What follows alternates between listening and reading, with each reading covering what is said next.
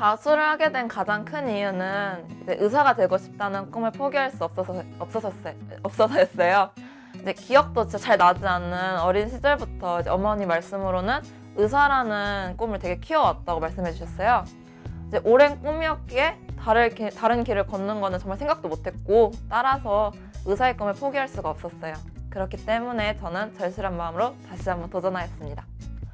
자수를 결정할 당시에 가장 두려웠던 것은 이제 실패를 할지도 모른다는 것이었어요. 이제 의지가 부족한 것도 아니었고 스스로가 느끼기에 공부량이 부족하진 않았어요. 하지만 수능 결과는 항상 만족스럽지 못했고요. 이 때문에 또다시 비슷한 결과가 나오지는 않을까 하는 막연한 두려움이 가장 컸습니다.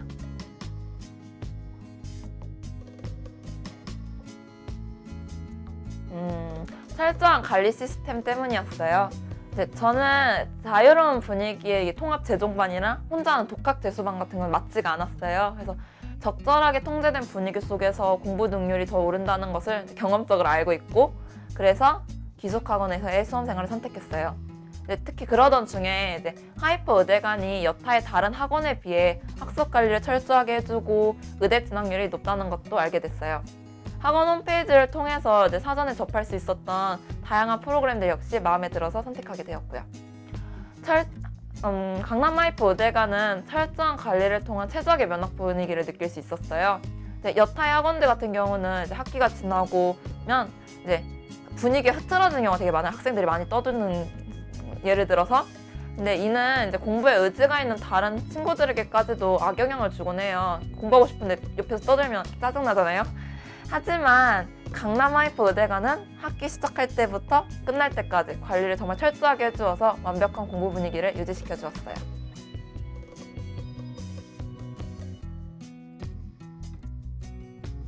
대부분의 프로그램들이 되게 만족스럽긴 했는데, 그중 첫 번째는 아침마다 각 과목별로 나눠주던 데일리 테스트였어요. 과목별로 다양한 전원들에서 선별된 문항들이었기 때문에 문제를 풀면서 제 자신의 약점을 파악하는 데 큰 도움을 받았어요. 두 번째는 월수금 매일 아침에 수행됐던 영단어 테스트예요. 영어 과목이 가장 약했던 저로서는 가장 큰 혜택을 본 프로그램이 바로 영단어 테스트였어요. 그냥 외우라 하면 잘 안 외우게 되는데 아침 시험이란 적당한 압박감에 단어를 더 잘 외울 수 있었어요.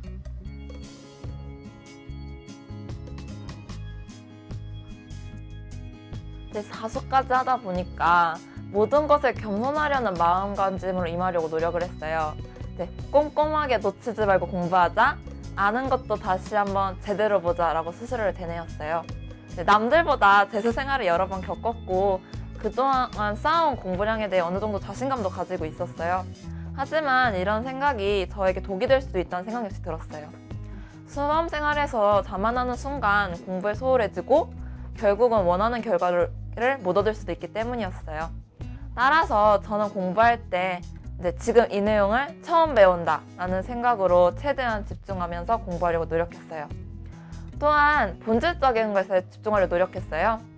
기숙학원의 특성상 하루 종일 학생들이 모여서 생활을 하다 보니까 인간관계 때문에 스트레스 받는 경우가 진짜 많아요. 모두가 스트레스 많이 받고 있는 상황에서 한두 마디로 서로가 서로에게 의도치 않는 상처를 주게 되는 경우가 특히 많고요.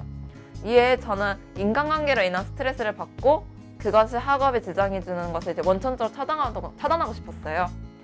재수 생활의 본질은 학업인데 여타의 요소로 인해 학업에 부정적 영향을 받고 싶진 않았거든요. 그래서 외로운 재수 생활을 결심했어요. 그렇다고 전혀 친구를 사귀지 않는다는 의미는 아니었어요. 반 친구들이랑 잘 어울리고 언니 누나답게 친절을 베풀되 타인의 일에는 크게 관여하는 일을 삼갔어요. 그 결과 주변의 일들과 인간관계로 상처받지 않고 더욱 공부에 집중할 수 있었습니다.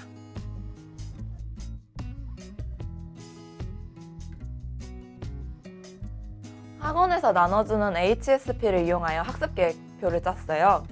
담임 선생님의 조언을 토대로 HSP에 각 요일별 수업에 대해 복습해야 할 것, 숙제를 적은 뒤 당일에 해야 할 공부를 적었어요. 주말에 해야 할 복습 역시 적으면서 무엇을 위주로 복습해야 할지, 왜 복습해야 할지에 대해 같이 적어놔서 주말 복습하는 데 효율적이었어요.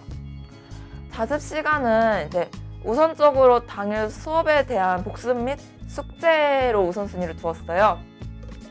기숙학원에서 많이 듣는 불평 중 하나가 숙제가 너무 많고 복습할 것도 너무 많고 정말 내 공부할 시간 하나도 없어 라는 것이 많아요. 이러면서 되게 많이 듣는데, 저는 후배님들께서 이런 생각들을 모두 버리고 복습하는 것이, 그리고 또 숙제하는 것이 내 공부를 하는 시간이라고 여겨주셨으면 해요. 그렇게 생각을 전환하는 순간 복습과 숙제라는 데에 더 집중할 수 있게 되니까요. 인간활용에 대해서는 제 공부법에 약간 되게 후회가 많이 남아요. 근데 저는 약간 인강을 되게 많이 듣는 편이었어요. 그래서 국수, 사과요, 사탕 빼고 국어, 수학, 영어, 과탐에서 되게 다양하게 들었는데, 약간 이제 생각해보면 과유불급이었던 것 같습니다. 인강을 들은 후에 복습을 하지 않으면 이제 약간 진짜 TV 시청 같은 느낌밖에 없어요. 남는 게 하나도 없어요. 그러니까 후배님들은 저처럼 후회하지 마시고 인강 역시 복습할 시간 염두에 두고 정말 필요한 과목에 해당의 인강을 듣는 것을 추천합니다. 여러분들은 절대 후회하지 마세요.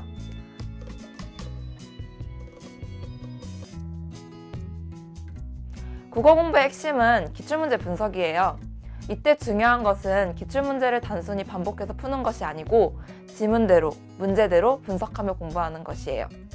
하나의 지문을 보더라도 이 지문의 구조가 어떻게 짜여 있는지, 가장 중요한 도입부에서 말하고자 하는 것이 무엇인지 등을 파악하며 읽어야 해요. 특히 구조도를 그리면서 공부하는 건 역시 도움이 많이 돼요.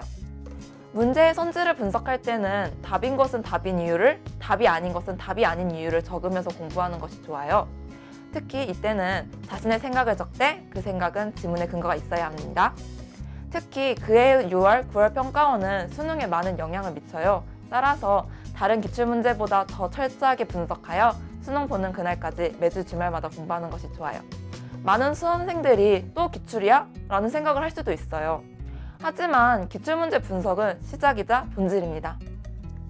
반복해서 공부하다 보면 처음에는 발견하지 못했던 것에 대한 깨달음을 얻을 수 있을 것이고, 그 순간부터가 국어 공부의 재미를 느끼는 순간이 될 것이에요. 만약에 제가 말하는 걸 들으신 후배님들 중 기출문제 정말 많이 봤는데 이걸 또 봐야 해? 라고 생각하시는 분들이 계신다면, 설마 자수한 저보다는 많이 본 사람은 거의 없을 테니까 그런 핑계 대지 마시고 열심히 분석하세요. EBS 같은 경우는 문학과 문법을 위주로 꼼꼼하게 보는 것이 중요해요. EBS 연계에서 문학의 체감은 확실히 높은 편이니까 문학을 위주로 공부하고, 특히 시각 파트를 중점으로 두고 공부하는 것이 도움이 돼요. 소설 파트는 기니까 단순히 문제만 풀지 마시고 답지를 활용해서 전체 줄거리, 해제 등을 읽어보시는 것이 도움이 돼요. 국어는 수능에서 가장 첫 번째로 시험을 치르는 과목이기에 부담도 커요.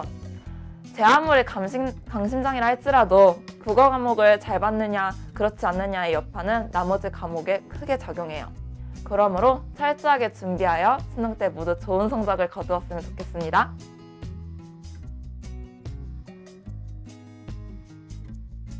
수학은 언제나 제게 어려운 과목이었어요. 자수를 시작한 이후 가장 큰 고민의 대상도 수학이었지요. 이에 선생님들께서 조언해 주신 대로 다시 한번 개념부터 차근차근 공부해 나가기로 결정했어요. 1학기 때에는 선생님들께서 정규 수업을 통해 이론에 대해 설명해 주시면 그날 자습 시간을 활용하여 선생님들의 수업 내용을 다시 한번 새 노트에 정리하였어요. 이때 바인더 활용하면 되게 좋아요. 개념서를 보면서 이론을 체계화시키기도 했고요. 2학기 때부터는 기출문제 공부를 시작했어요. 기출문제를 보기 전에 일반 노트에다가 개념서 안 보고 미분법, 적분법, 벡터 등에 대해서 개념을 스스로 구조도에 만들어 적어보았고요.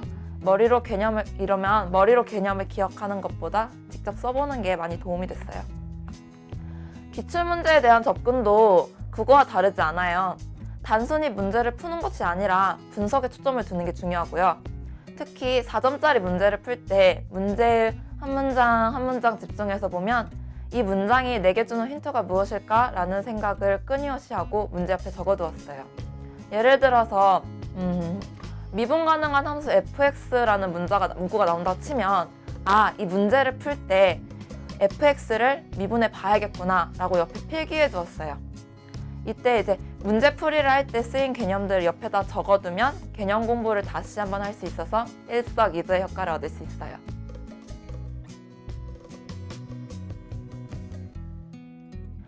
영어의 공부에 대한 핵심은 역시 단어가 아닐까라는 생각을 합니다.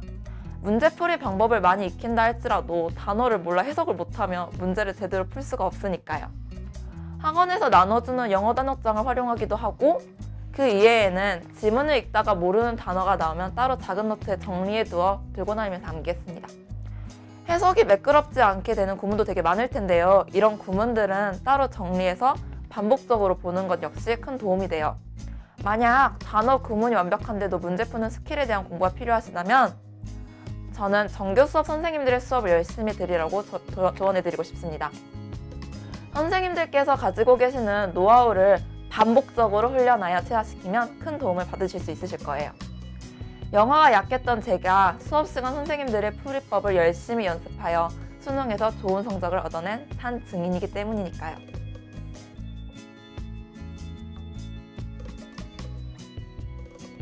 탐구에 대해서 말하자면 좀 되게 슬프긴 한데 제가 삼수를 실패한 가장 큰 원인은 과탐유형 때문이었어요.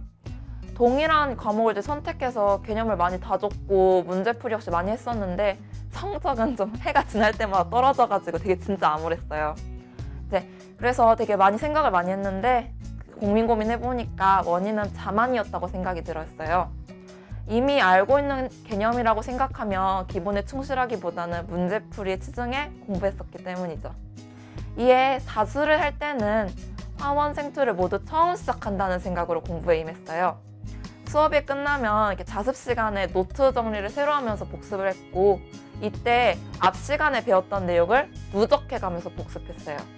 1학기 동안은 개념을 충분히 복습했고 또 이제 기출문제 복습을 했습니다. 기출문제 분석을 했습니다.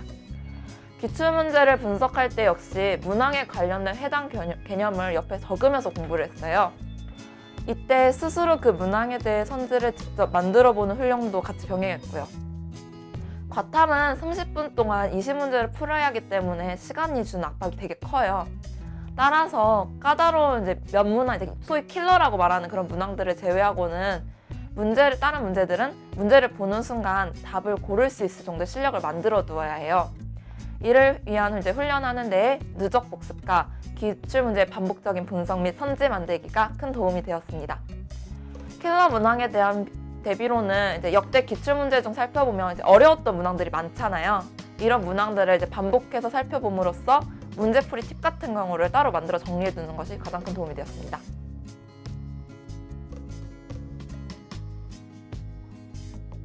재수 때도 그렇고 삼수 때도 그렇고 이제 사수 때 역시 실패를 할지도 모른다는 두려움이 가장 컸어요. 학업에 대한 의지가 부족한 것도 아니었고 스스로가 느끼기에 공부량이 부족하진 않았어요. 하지만 수능 결과는 이제 항상 만족스럽지 못해서 지금까지 하게 됐고요. 이 때문에 또다시 비슷한 결과가 나오지는 않을까 하는 막연한 두려움이 컸어요. 특히 이제 6월 수학이랑 이제 9월 화원에서 이제 평가 성적에서 말도 안 되는 점수를 받았었을 때 이 불안감이 되게 증폭됐었어요. 이를 극복하기 위해 저는 스스로 자기암시를 걸었어요. 이제 마음속으로 난 할 수 있다. 실패는 과거의 경험이었을 뿐 미래는 과거와 달라 라고 생각하기도 하고 이제 정말 의대생이 되었을 때 이제 된 미래의 제 모습 상상하기도 하면서 마음을 다잡기도 하고 이제 HSP에 일기 형식으로 적을 때도 있었어요. 특히 이때 이제 지금 내 감정과 이제 마음가짐을 적는 데만 그치지 않고 과거에 실패했던 경험을 상기시켜서 좀 슬프긴 하지만 왜 실패했지에 대해 고민하기도 했어요. 분명 수능에서 실패한 것은 이유가 있었을 것이었기 때문이었어요. 이제 이런 점들을 노트에 적어두고 이것을 이제 해결할 방법에 대해 고민하고 또 이제 같이 옆에다 적어두었어요. 그리고 이제 그냥 써놓기만 하면 안 되잖아요. 그럼 필요가 없으니까 그래서 일요일 자수 끝나기 한 20분 전마다 이제 시간을 둬가지고 적어둔 것들을 이제 반복적으로 읽고 수정해 나가며 수험 생활을 이어나갔어요. 재수를 하는 것은 성적을 올리기 위함이고 그를 위해서는 부족한 부분이 무엇인지 알고 채워나가야 되기 때문이죠. 틀린 문제가 많을 때는 이제 좌절하기도 좀 하긴 했지만 좌절하기보다는 내가 모르는 부분을 이렇게 많이 발견했구나 하고 긍정적인 생각으로 전환해보는 것도 큰 도움이 돼요.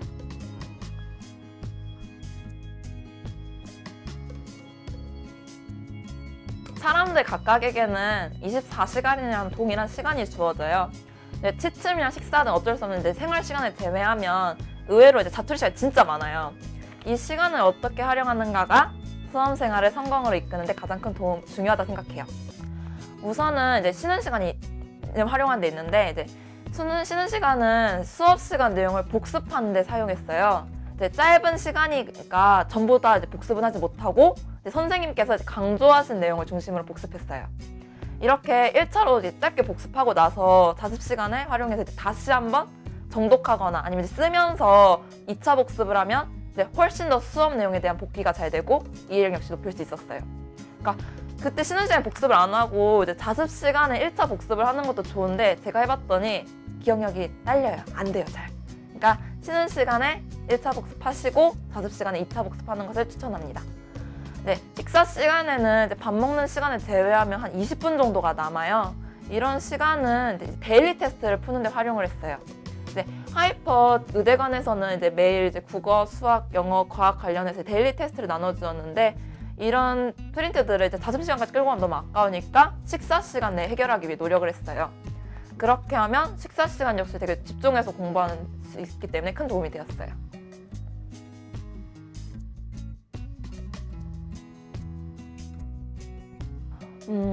수시 논술 전형을 준비하면서 우선적으로 가장 중요시했던 것은 정규 수업에 배정된 논술 시간에 집중하는 것이었어요. 처음부터 이제 어려운 내용을 접하다 보면 내 논술은 내 길이 아니구나 라는 생각에 쉽게 포기할 수도 있어요. 하지만 하이퍼의 논술 수업은 이제 쉬운 내용부터 이제 어려운 내용까지 이렇게 단계적으로 차근차근 다루어주기 때문에 논술을 처음 접하는 학생들에게도 이제 큰 어려움이 없어요. 두 번째로는 학원 내에서 운영하는 하이퍼 메디컬 논술 프로그램을 이용했어요. 이 프로그램을 통해 이제 메디컬 논술이다 보니까 좀 더 어려운 논제를 다뤄보는 과정을 거쳤고, 정기적으로 선생님께서 제 답안지에 대한 첨삭을 해주셨기 때문에 수리 논술 답안 작성에는 큰 도움을 받았던 것 같아요.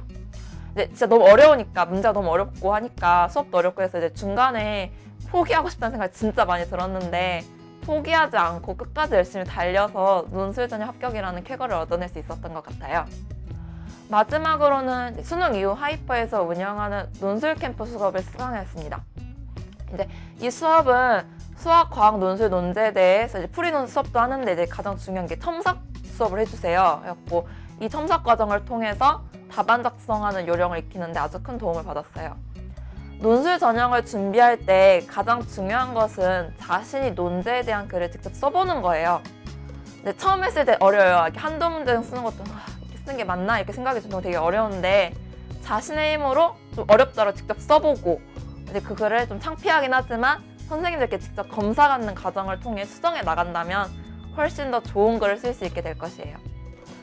논술 전형을 준비할 때 최저를 맞추는 것이 가장 중요해요. 근데 그와 함께 논술 전형을 준비하시려면 수업만 듣고 끝내는 이제 수동적 태도를 보일 게 아니라 직접 논제를 작성하고 검사를 받고 수정해 나가는 능동적 태도도 매우 중요하다고 생각합니다.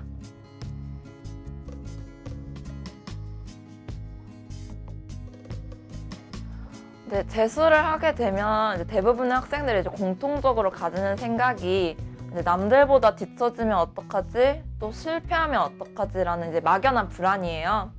이러한 불안감은 이제 후배님들에게 남과 비교하게 되고 스스로 스트레스를 만드는 길이 돼요. 이럴 때 이제 제가 후배님들에게 해드리고 싶은 조언은 이제 많은 사람들이 이제 여러분들께 해주셨겠죠? 이제 자신을 믿어라, 긍정적인 마인드를 가져라라는 것이에요. 남과 비교하지 않고 스스로를 믿는 것이 저는 힘든 수험생활 기간에 가장 중요한 것이라고 생각하기 때문이에요. 힘든 한 해 여러분의 선택으로 이곳 강남하이퍼 의대관에 왔으니까 너무 우울해하지 마시고 긍정적 마인드로 공부해 나간다면 분명 원하는 대학, 원하는 학과에 19학번이 되어 있을 것이에요. 저는 믿어 의심하지 않습니다. 그리고 이제 후배님들한테 말씀드리고 싶은 게 좀 겸손해지셨으면 좋겠어요. 이제 학기가 끝나가고 이제 수능이 다가올수록 이제 반 내에는 이제 수업에 도움 안 된다고 이제 잘 참여하지 않는 친구들이 많이 생기는 편이에요. 하지만 저는 자신의 공부를 한다고 수업에 이렇게 잘 참여하지 않는 것은 별로 옳지 못하다고 생각하는 사람 중 한 명이에요. 여러분 앞에서 수업을 해주시는 선생님들께서는 이제 여러분들보다 더 많은 수능을 겪어오셨고 연구해 오신 분들이에요. 그분들의 노하우를 얻기 위해서 매 수업 시간마다 고군분투하세요. 모르는 것이 생기면 바로바로 질문하고 이해했으면 대답을 하고 그러면 분명 큰 도움이 되실 것입니다. 수업에 대한 학생들의 열기가 뜨겁다면 앞에서 수업을 해주시는 선생님들의 열정 또한 뜨거워질 것이에요. 후배님들, 수업은 선생님 혼자만의 힘으로 이루어지는 것이 아니에요. 여러분의 참여가 분위기 형성의 결정적 요소라는 것을 잊지 마세요. 만약 여러분들이 이렇게 참여해서 얻어낸 한 문제가 수능에 나온다면 어떤 느낌일 것 같아요? 여러분들은 아실 것이에요. 한두 문제 차이로 대학 로고가 바뀌고 학과가 바뀐다는 사실을 말이에요. 그리고 그중 누군가는 울고 누군가는 웃게 되겠지요.